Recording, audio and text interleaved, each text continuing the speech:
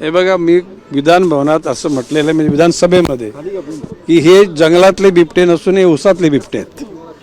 त्यांचा आदिवास जंगल हा नव्हताच. ऊसाच्या शेतीमध्ये त्यांचा जन्म झाला, ऊस शेतीमध्ये ते वाढले आणि जंगल आणि गाव याच्या मधोमध त्यांचा वावर असल्या कारणानं तो मानवावर त्याचा हल्ला होतो, काही लोकांचे जीव जातात. परंतु एकूणच ते हल्ले रोखण्याच्या अनुषंगानं वन खातं सक्रिय झालेलं आहे. आता पुणे जिल्हा, अहिल्यानगर जिल्हा, नाशिक जिल्ह्यामध्ये मोठ्या प्रमाणामध्ये पिंजऱ्यांची त्या ठिकाणी एकूण सगळी सेटअप केलेलं आहे आणि मोठ्या प्रमाणामध्ये बिबटे पकडले गेले.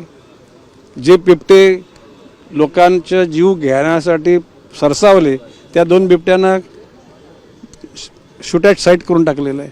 तर भविष्यकालामध्ये गोळी घालणं हा पर्याय नाही, परंतु हल्ले न वाढण्याकरता ज्या उपाययोजना करायच्या त्या सगळ्या उपाययोजना चालू केलेल्या आहेत आणि याच्यात यश मिळेल असा माझा विश्वास आहे. त्यांना पूरक अन्न म्हणजे त्यांना खाद्यपदार्थ शेळी जे आहे त्यांना ते मिळेल. नाही, हे बघा, शेळी हा अन्य 15 उपायापैकी एक उपाय तो आहे.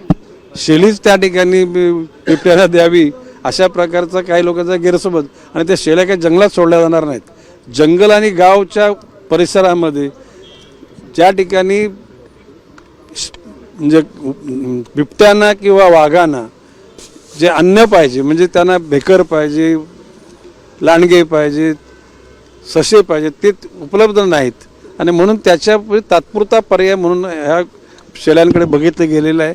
भविष्यकालामध्येच्या अनुषंगाने अनेक उपाययोजना करण्याचं ठरलेलं आहे आणि विश्वास आहे की लवकरात लवकर त्याच्यातून मार्ग निघेल. तर तुम्ही असं म्हणत आहात की इतर पर्यायांपैकी हा एक पर्याय आहे, मात्र सध्या आपण पाहिलं तर शेळी हाच एक विषय सध्या चर्चेमध्ये आहे आणि कुठेतरी सरकारचा हा जो पर्याय आहे तो हास्यास्पद असल्याचं म्हटलं जातं. नाही, बघा, बाब अशी आहे की हा प्रयोग पुणे जिल्ह्यामध्ये त्यावेळचे एक अधिकारी खडसे म्हणून त्याने तो केला आणि तो यशस्वी ठरला त्या परिसरामध्ये. आता सोशल मीडियावर याविषयी कोणाचे भाष्य आलं तर प्रत्येक लोकशाहीमध्ये प्रत्येकाला एखाद्या घटनेवर भाष्य करण्याचा अधिकार आहे. कोणी केलं म्हणून अदरवाईज फार मनाला लावून घेण्यासारखं नाही. तो एक 15 उपायापैकी एक उपाय म्हणून त्या ठिकाणी नमूद केला. लोकांनी त्याचाच जास्त गाजावाजा केला. ठीक आहे, शेवटी आत्ताची बातमी संध्याकाळी ती थोडीशी ओसरून जाईल. गणेशजी, मुंबई असेल किंवा पालघर असेल, बेपत्ता होणाऱ्या लहान मुलांची संख्या जास्त आहे आणि अशामध्ये आता सरकारला पत्रसुद्धा लिहिलेलं आहे राज ठाकरेंनी. 30 उत्तरं देऊ नका, टोळ्या नेमक्या कुठून निर्माण होतात त्यावरती आवर घालणार आहे. हे बघा, हा प्रश्न हा गृह मंत्रालयाशी आहे, परंतु पालघर जिल्ह्याचा आपण उल्लेख केल्यामुळे मी आताच आपल्याकडून गेल्यानंतर तिथले पोलीस अधीक्षक देशमुख आहेत त्यांच्याशी याविषयी चर्चा करणार आहे आणि जी टोळी आहे ती कायमची नेस्तनाबूत करण्याच्या अनुषंगाने आदेश दिले जातील.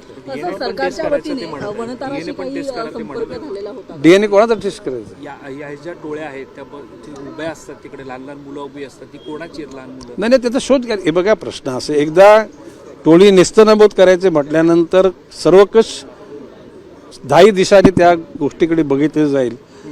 त्या ठिकाणी कुठलाही प्रवृत्तीचा माणूस, तो कुठल्या धर्माचा, जातीचा, पंथाचा, वर्णाचा आणि पक्षाचा याचा बोलायचा ठेवला नाही, हे निश्चितपणे सांगतो. चला, महायुती एकत्र निवडणूक दादा ना, आता ते आमचे प्रवक्ते तुम्हाला नवी मुंबईमध्ये कसं चित्र असेल? नवी मुंबईमध्ये शिवसेना भाजप एकत्र निवडणूक लढणार का? आमच्या पक्षाचे राज्याचे प्रवक्ते आपल्याला याविषयी उत्तर देतील आणि ते उत्तर देतील तेच खरं उत्तर. काही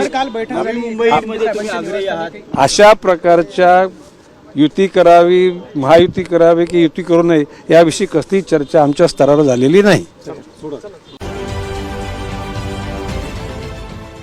देश विदेशातील प्रत्येक घडामोडींचे लाईव्ह अपडेट मिळवण्यासाठी आता साम टीव्हीच्या सर्व सोशल मीडिया प्लॅटफॉर्मला लाईक, फॉलो आणि सबस्क्राईब करा.